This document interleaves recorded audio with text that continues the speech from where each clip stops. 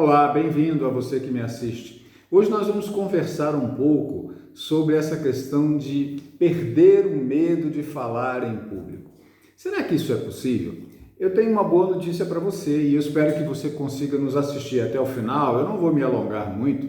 Explicar para você que grande parte da concorrência no mercado a nível nacional trabalha com esse viés. Faça o meu treinamento que você vai perder o medo de falar em público. E eu vou dizer para você que é exatamente o contrário. Depois de mais de 20 anos de experiência, eu tenho absoluta convicção que o problema não está em perder o medo, nem muito menos a solução, tá? Porque, na verdade, ninguém perde o medo. Nós precisamos aprender a conviver com ele. Então, na verdade, a solução dos nossos problemas na hora de nos comunicarmos em público passa por encontrar, por achar o medo, por entender o processo e, a partir daí, dominar técnicas, ferramentas para superar a dificuldade, mas não perdendo o medo, e sim achando o medo, entendendo o processo para poder realmente se aprimorar na hora que for necessário se comunicar em público.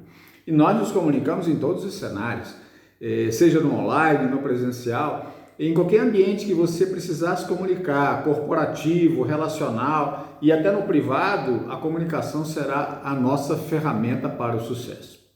Mas vamos entender, o maior medo do ser humano é exatamente falar em público, isso a nível mundial. E se nós pensarmos concretamente, mas será que isso é verdade? Diversas pesquisas já confirmaram isso e a gente vai partir do pressuposto que isso é uma verdade, porque de fato é. As pessoas elas se manifestam, vai ter uma variação aí de país para país, de região para região, de classe social? Vai, mas é um medo que assusta muitas pessoas, e inclusive pessoas que têm domínio do conteúdo, que dominam o que precisam transferir para o outro a nível de conhecimento, mas na hora não conseguem fazer isso com uma qualidade mediana que seja, tá, gente? Vamos primeiro falar da origem. Por que a gente tem medo de falar em público? E talvez você não consiga se lembrar, mas quando você era pequeno, você foi ensinado a ter medo, sabia? Você queria subir numa árvore e as pessoas, os seus pais, até temendo pela sua própria segurança, diziam para você assim, olha, não sobe na árvore não porque é perigoso, você pode cair, não corre, isso é complicado. Ou você pergunta demais, você é muito curioso, você se lança muito nas coisas. Não, olha, perguntar na sala de aula é perigoso, o professor pode nos repreender, fica quieto. Enfim, se comporte, não faça isso, não faça aquilo. Veja, a gente recebe muitos não. E isso vai nos moldando, de certa forma, numa moldagem negativa. E nós ficamos com receio de fazer algo, a gente sempre espera que alguém nos ajude, que alguém nos estenda a mão. E quando a gente vai crescendo, a gente vai percebendo que muitas das nossas ações, muitas das nossas superações, nós precisamos ter iniciativa, precisamos ter atitude, precisamos fazer escolhas. Então, o medo, na verdade, nós somos ensinados a ter medo, por incrível que pareça. E se a gente parar para refletir, mas será que isso é verdade? Pensa bem, quantas vezes você recebeu algumas orientações, alguns ajustes sutis, às vezes isso veio do nosso pai, da nossa mãe, do irmão, do professor, e isso vai fazendo com que a gente vá entendendo que é uma falsa verdade, que se nós não temos o dom, que é outra mentira que a gente escuta repetidamente, se você não tem o dom, você não pode aprender. Na verdade, é possível qualquer ser humano aprender a falar bem em público para que ele possa se expressar no seu ambiente relacional, privado e no ambiente corporativo, que talvez seja o mais importante aqui, o foco da nossa conversa. Mas além disso, como é que a gente trabalha com isso? Como é que a gente pode... eu acabei de falar para vocês que nós precisamos achar o medo, entender o processo. Eu vou ilustrar isso com dois exemplos bem interessantes, exemplos de vida, tá, de sala de aula.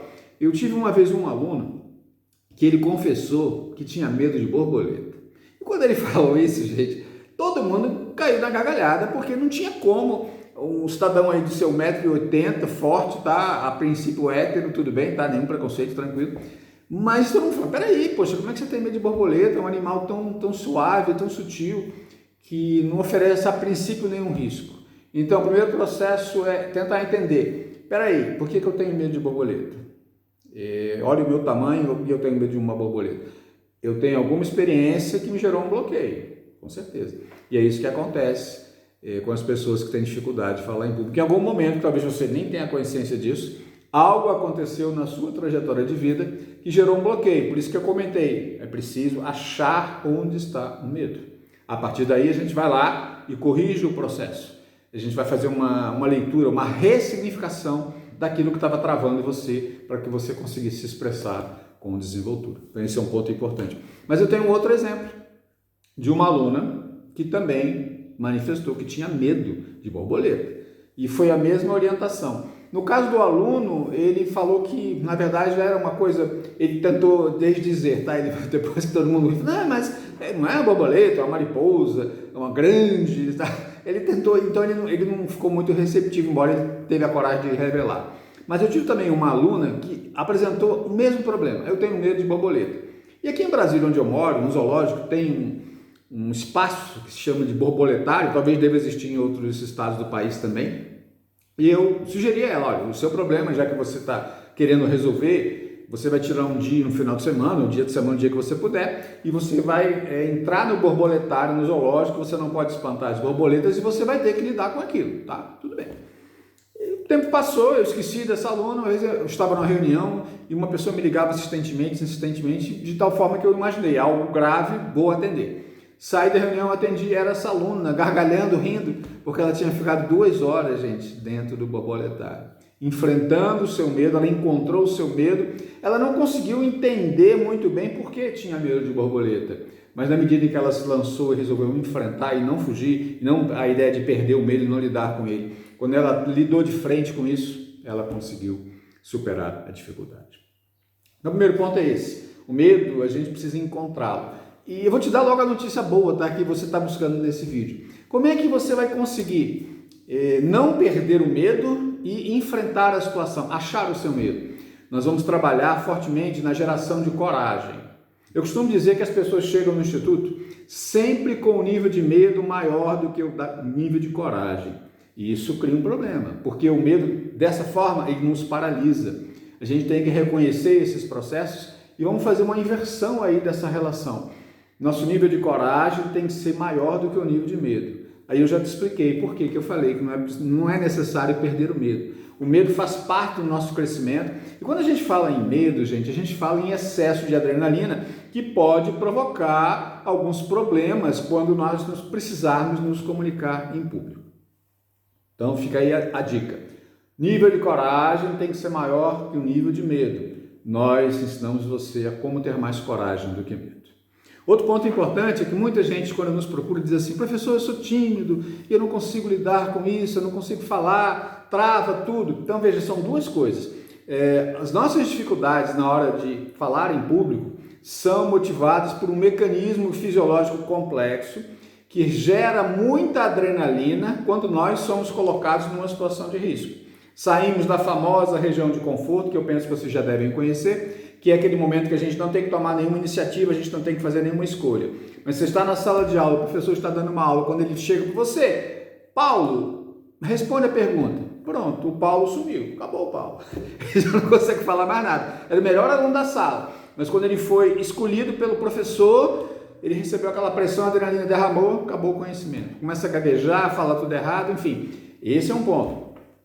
A timidez é característica de personalidade. Gente, eu conheço muitas pessoas que se dizem extrovertidas, mas quando recebem um microfone não conseguem sequer construir um raciocínio com razoável complexidade. Mas eu conheço também pessoas que se dizem tímidas e que falam com muita desenvoltura. Você pode até não acreditar, mas eu sou uma pessoa tímida. E como é que eu consigo falar? Veja, eu passei por um enfrentamento bastante complexo. Um bom tempo atrás, há mais de 20 anos atrás, eu era uma pessoa muito tímida, muito limitada, e eu resolvi me lançar para falar numa assembleia onde estavam presentes 5.000 pessoas. Eu não tinha conhecimento, eu não tinha formação, mas eu tive coragem. Me lancei, na primeira tentativa recebi uma vaia retumbante de 5.000 pessoas, vocês acreditam? História real, minha de vida. Mas recebi a segunda oportunidade. E na segunda oportunidade eu pensei, bom, já recebi a primeira vaia, mas se eu receber a segunda, eu já sei o que vai acontecer comigo. Nada, não aconteceu nada, embora algum constrangimento.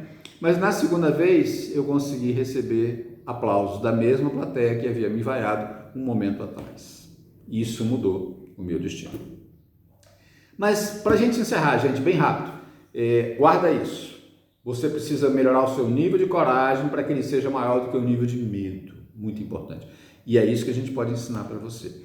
Mas, rapidamente, se quer uma dica, em vez de você usar bebida alcoólica, qualquer tipo de comprimido, larga a mão disso, gente, não funciona, vai te criar um segundo problema. Dica, quer ficar mais calmo, tranquilo? Passe a consumir maçã da espécie vermelha. Não 5, 6 maçãs na hora de falar, viu gente? Você vai passar mal. Mas 3 vezes por semana você vai começar a consumir maçã e avaliar se você vai conseguir lidar melhor com a sua ansiedade. Desejo sucesso para você. Deixe o like no nosso canal e eu espero que você tenha gostado dessa conversa rápida, bem objetiva, porque eu sei que o tempo hoje vale realmente sucesso. E veja, a comunicação é a melhor ferramenta de sucesso. Forte abraço a todos, muito obrigado!